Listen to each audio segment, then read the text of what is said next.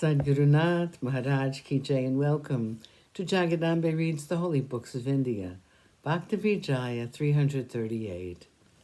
As you may remember, Krishna, disguised, was serving as a Brahmin menial in Eknath's house. People call Krishna Sri Kandya. People called him Sri Kandya the Brahmin because he prepared the sandalwood paste for Eknath. All the citizens of the town marveled at it.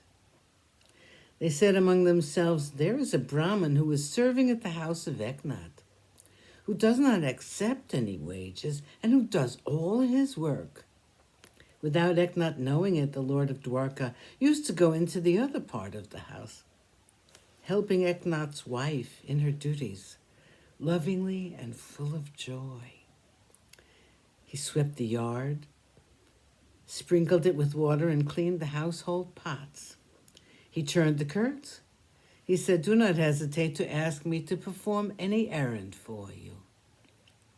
At times when work was behind, the dark-complexioned one would sweep the kitchen with his own hands. Taking with him the materials for cooking, he went into the kitchen to do the cooking, if there was any necessity for hurrying. He used personally to serve the food to the Brahmins. The food had a strange kind of sweet new taste. The life of the world served water to the Brahmins, who as they drank it said, "It has a new sweetness to it." And this astonished their minds. He, the god, was very fond of removing their used plates. He readily tucked up his dhotar, removed the food left on the plates, and ate it with infinite delight. Then, taking the leaf plates, he would throw them outside, and washing his hands, he would also wash the dining ground. The mother and the father of Eknath had already died, and a very strange thing now happened. Let the pious listen to it. Eknath invites Brahmins. The day for the worship of the ancestors came, and Eknath invited the Brahmins, saying, "Tomorrow is my ancestors' day. Please come to the feast." Arising early in the morning, he had the cooking prepared in his house. Just as soon as 1.5 watches of the day had passed, he asked the Brahmins to go and bathe.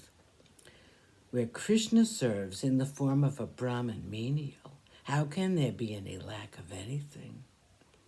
Garments and gifts of gold were there ready to give to the Brahmins. After bathing, Eknath came back to his home. Going to the roof of his house, he dried there the garments. Just then, an outcast and his wife were both sweeping the alley below, and suddenly the fragrance of the dainty food came to them. The wife said to her outcast husband, "I receive delightful fragrance from food, such food as it is not obtainable to us, but the fortunate Brahmins will eat it." The outcast then said to his wife, "Why do you lick your chops in vain? Such dainty food we can never have in all our lives." There is the worship of ancestors in Eknath's house today, and so they will bury even that which is left on their plates.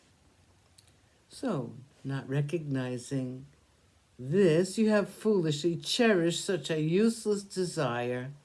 An ox goes to a wedding, and even rich men give it fodder to eat, but my wife? How can there be in our fate that pleasure of dining upon such dainty food? Eknath feasts outcast first. As they were thus talking to one another, their conversation fell upon Eknath's ears. He then descended from the roof and said to his wife, "Two outcasts are sweeping. They desire to eat the dainty food. Come now and give to them a feast of the food already prepared at our house." Sadgurunath Maharaj Ki Jai. Thank you for coming. I hope you come again.